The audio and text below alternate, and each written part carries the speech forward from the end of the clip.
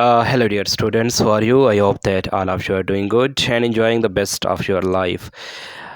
Dear students, in today's lecture, we'll discuss about the Renaissance. Renaissance क्या है, इसकी इब्तिदा कहाँ से हुई, इसके पीछे क्या काजेज़, क्या मुहरक़ात थे. तो we'll discuss the importance of studying Renaissance in detail. Students, Renaissance को पढ़ना इसलिए भी इम्पोर्टेंट है कि ये एक यूनिवर्सल टॉपिक है.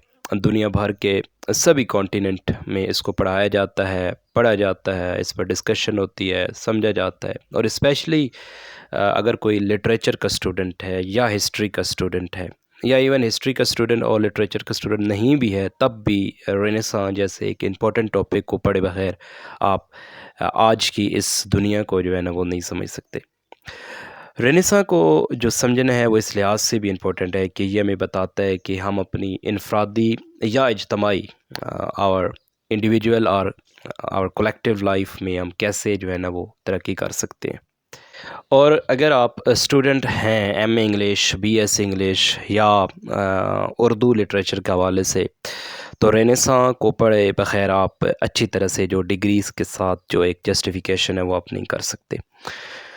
तो हम रेनेसां को डिटेल में समझने की कोशिश करेंगे कि रेनेसां क्या है, इसकी मीनिंग्स क्या हैं, इसकी इब्तिदा, इसका ओरिजिन और इसके काजेज़, रीज़न्स, और मॉडर्न डे में आज के इस दौर में रेनेसां की कितनी अहमियत है. और आज जो हम बैसियत मुस्लिम्स एक सुनते रहते हैं अल्फाज के, मुसलमानों को एक रेनेसां की ज़रूरत है, मुसलमानों को दोबारा रिवाइवल की ज़रूरत है, तो हम उसको भी थोड़ा सा जो है ना वो रिलेट करने की कोशिश करेंगे.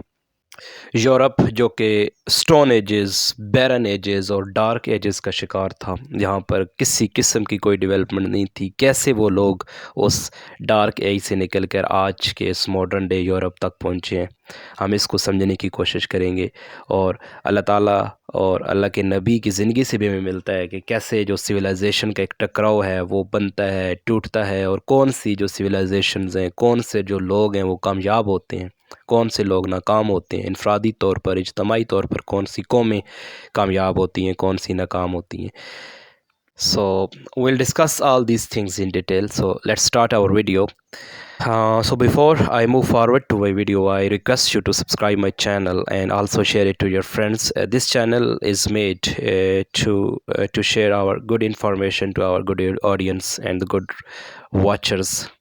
Okay, so let's move to our first slide. Renaissance. Renaissance का जो वर्ड है, basically it is a French origin word. एक फ्रेंच का वर्ड री प्लस नेसा का जो है ना वो ये एक कंबाइन फॉर्म है, कलेक्टिव वर्ड है. री का मतलब जैसे आपको पता है बैक के सेंस में आता है, और नेसा जो फ्रेंच वर्ड है इसका मतलब है बर्थ, लाइफ. तो ओवरऑल जो रेनेसां का हम मतलब निकालेंगे वो रीबर्थ होगा, रिवाइवल होगा, री लाइफ होगा. मगर किस चीज़ का रिवाइवल जी? रिवाइवल रिकवर होना. किस चीज़ का रिकवर होना? Revival of learning, revival of literature, revival of fun, revival of music, revival of architecture, revival of drama, art, poetry, culture, traditions, each and everything. Revival of the science, वो science जो कहीं Greeks ने start की थी उसका revival. तो everything that has been revived in the 14, 15 और 16 century.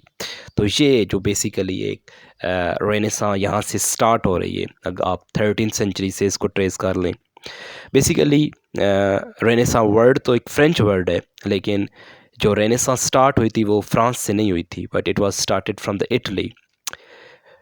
वीनिस और फ्लोरेंस, इटली के जो दो शहर थे, उधर से रेनेसां का जो है ना वो स्टार्ट होता है. रेनेसां हैपेंड होने के पीछे जो मुहरक़ात थे, जो रीज़न्स थी, वो क्या थी, उसको हम थोड़ा सा देख लेते हैं. So I will explain. You may have a copy and a pen in your hand so you can write the main points. एक तो रेनेसां जो है ना इटली में स्टार्ट होने की एक बहुत बड़ी वजह ये थी कि इटली में उस वक्त सिटी स्टेट्स का जो है ना एक कॉन्सेप्ट था.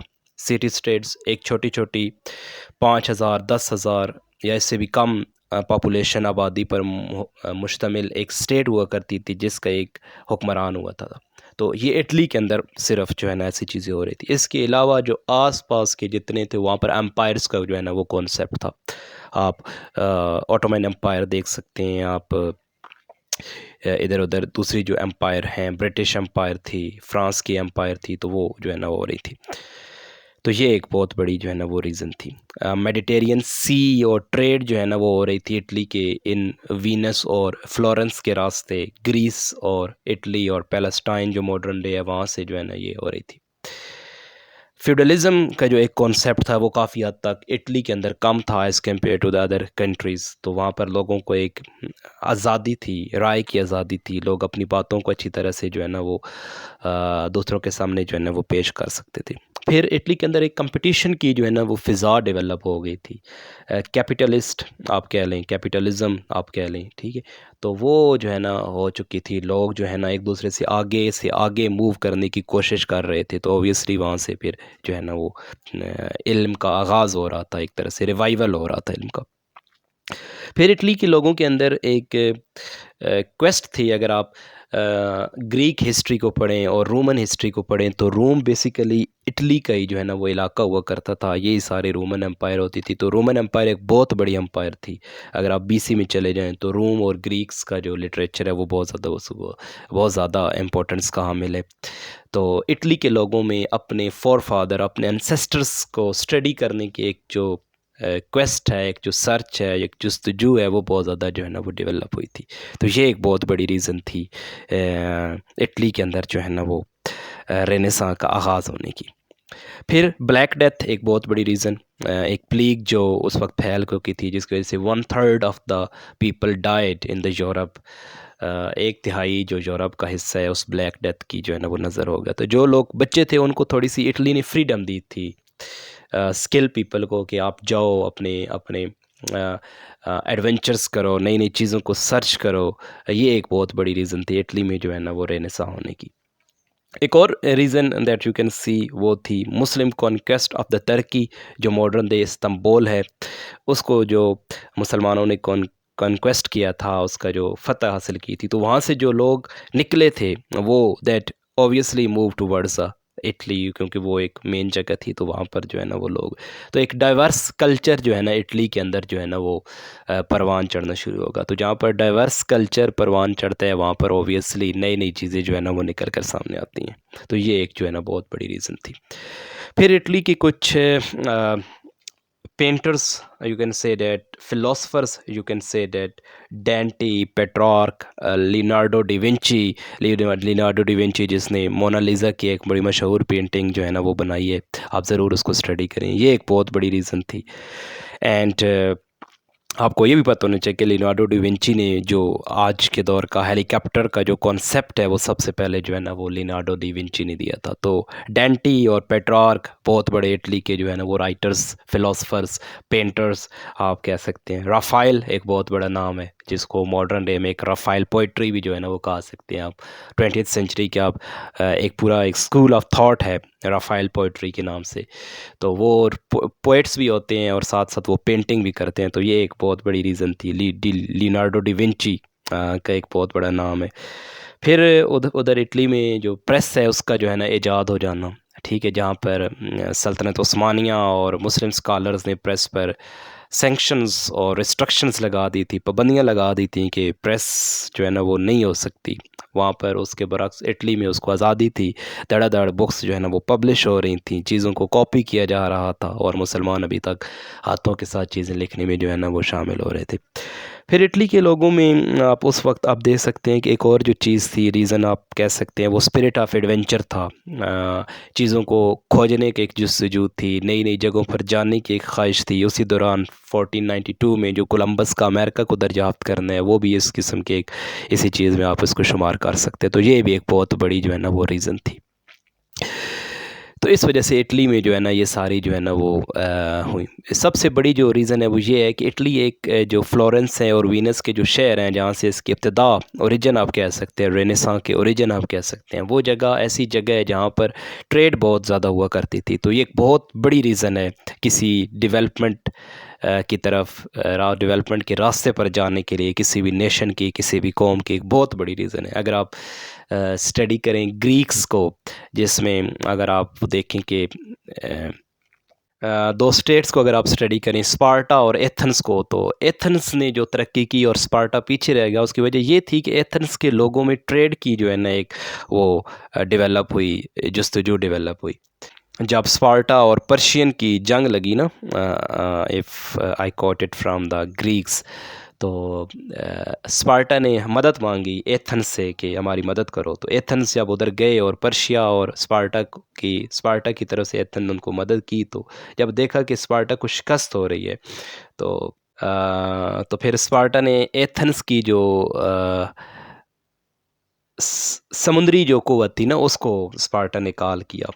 तो उसके बाद लोगों को एक कॉन्सेप्ट आया कि आप जो समुद्री एक वेपनरी है, या समुद्री आप एक जो बहरी बेड़े हैं जिसको आप जंग के लिए आप इस्तेमाल कर, तो इसको अगर आप ट्रेड के लिए इस्तेमाल करो तो आपका ज़्यादा जो है ना वो प्रॉफिट हो सके। तो एथन ने वहाँ से जो है ना एक कॉन्सेप्ट लिया कि समुद्री रास्तों को आप ट्रेड के लिए जो है ना वो इस्तेमाल करोगे। तो एथेंस का आप आज भी नाम सुनते हैं, जिसमें आप अरिस्टोटल पढ़ते हो, जिसमें आप सोक्रात पढ़ते हो, प्लेटो पढ़ते हैं, और भी बेशुमार जो है ना ईडिपस जिसने लिखा है वो, आप ह्यूमर और इलियड और एक कमाल किस्म का लिटरेचर हमें एथेंस में जो है ना वो हमें पढ़ने को मिलता है।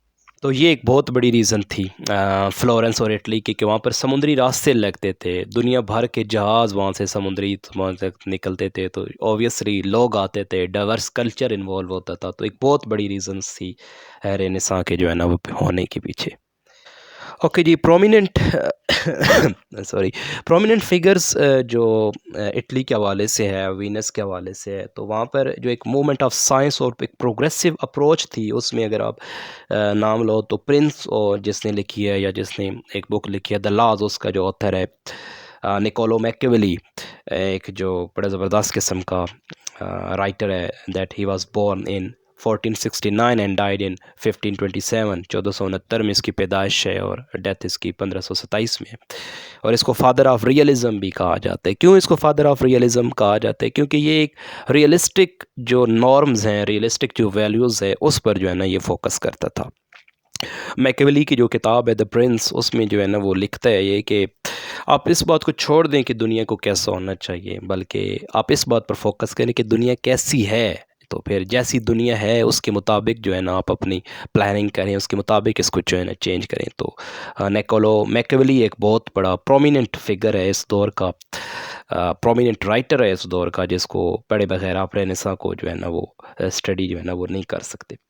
फिर इसमें जैसे मैंने आपको बताया है, लियोनार्डो डा विंची एक पेंटर, फिलोसफर, राइटर, वो एक बड़ा इंपॉर्टेंट जो है ना फिगर है। डेंटी है, राफेल है और पेट्रार्क है। इस वक्त वो सारा जो आप मॉडर्न डे में सोनेट्स पढ़ते हैं, वो भी सारा इसी वक्त जो है ना वो इटली में प्रोड्यूस हो रहा था, जिसको इटालियन सोनेट्स जो है ना वो कहते हैं, जो बाद में शेक्सपियर ने भी जिस कॉन्सेप्ट को जो है ना वो फॉलो किया और 154 सोनेट्स लिख डाले। फिर विलियम कैक्सटन और गटनबर्ग प्रिंटिंग प्रेस, 1476 के अंदर जो प्रिंटिंग प्रेस आई, मूवेबल प्रिंटिंग प्रेस, पूरी यूरोप में फैली। तो वो एक बड़ी एक विलियम कैक्सटन जो है ना एक बड़ा इंपॉर्टेंट फिगर है, जो यकीनन रेनेसां के फोर फादर्स में आप इसको तस्वर कर सकते हैं। पेट्रार्क जो है ना ये एक वाहिद वो बंदा था, पहला बंदा था इनफैक्ट, जिसने डार्क एजेस का जो एक लफ्ज़ है यूरोप के लिए जो है ना वो इस्तेमाल किया।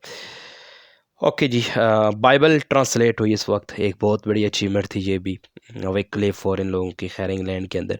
तो टुवर्ड्स इंग्लैंड अगर हम देखें, क्योंकि अभी तक हम जो बात कर रहे थे वो इटली के पर्सपेक्टिव में बात कर रहे थे, तो इंग्लैंड में उस वक्त टूडर्स डायनेस्टी का एक क्याम था। हेनरी एट महाराजा था इंग्लैंड का उस वक्त, और उसी वक्त आप सर थॉमस मोर को देखते होगे, जिसने यूटोपिया जैसी एक बड़ी जो है ना वो किताब लिखी। लेकिन हाई रेनेसां का जो टाइम है इंग्लैंड के अंदर, और ख़ासकर इंग्लैंड के अंदर, वो एलिज़ाबेथ वन का टाइम। एलिज़ाबेथ वन जो कि क्वीन है, बेसिकली हेनरी एट की जो है ना ये एक बेटी थी। इसने जो अपनी दौरे हुकूमत संभाली थी वो 1558 से लेकर 1601 तक थी। तो एक काफ़ी लंबा पीरियड था इसका, और इस दौर में काफ़ी ज़्यादा जो है ना वो इंग्लैंड ने जो है ना वो तरक्की की। आप देखते हैं इसी टाइम जो है ना वो सब कॉन्टिनेंट के अंदर ईस्ट इंडिया कंपनी आ चुकी थी। इसी तरह पूरी दुनिया में जो है ना वो इंग्लैंड एक कलोनाइज कर रहा था, पूरी दुनिया को एक डोमिनेट करने की कोशिश कर रहा था। इसी से ऑनवर्ड आप सुनते हैं कि द सन नेवर सेट्स, कि ब्रिटिश एम्पायर पर सूरज कभी गरूब नहीं होता। ठीक है, तो ये वो सारा दौर था जब इंग्लैंड जो है ना वो उरूज की तरफ जो है ना वो गया। और उसकी बड़ी रीज़न्स हैं, उस वक्त न्यूटन और फ्रांसिस बेकन जैसे साइंटिस्ट। न्यूटन तो बाकायदा तौर पर साइंटिस्ट था, और फ्रांसिस बेकन एक इसकी जो राइटिंग थी वो बड़ी एक दुनियावी किस्म की राइटिंग थी, जिसमें मॉरली चीज़ों को छोड़कर वर्ल्डली चीज़ों पर जो है ना वो फोकस किया गया था। जैसे आप इटली के अंदर मैकियावेली के जो है ना वो देखते हो। इस वक्त के जो मशहूर राइटर्स हैं इंग्लैंड के अंदर, तो एक तो फिर आप पढ़ते हैं उसमें जो है ऑक्सफोर्ड और कैम्ब्रिज के पढ़े हुए जो लोग थे, क्रिस्टोफर मार्लोय था, रॉबर्ट ग्रीन थे, और इनकी राइटिंग जो है ना वो पढ़ते हैं, जो बेसिकली शेक्सपियर के पहले के जो है ना वो राइटर थे। फिर विलियम शेक्सपियर का नाम एक बहुत बड़ा नाम है, जिसने लिटरेचर को रिवाइव करने में, ग्रीक्स को रिवाइव करने में बहुत बड़ा जो है ना वो काम किया। फिर फ्रांसिस बेकन है, न्यूटन है, सर फिलिप सिडनी एक बहुत बड़ा राइटर इस दौर का जो है ना, जैसे थॉमस मूर का मैंने आपको नाम लिया है, वो था। पूरी दुनिया में उस वक्त ये सारी चीज़ें जो है ना वो हो रही थी। तो ये कुछ रेनेसां के हवाले से इंपॉर्टेंट चीज़ें थी। I hope that you guys have enjoyed this lecture. So we'll discuss it in more in detail. We'll discuss the writers one by one, and we'll discuss the writers in detail. जैसे sir Francis bacon है, उसके हवाले से आप और videos YouTube पर search भी कर सकते हैं।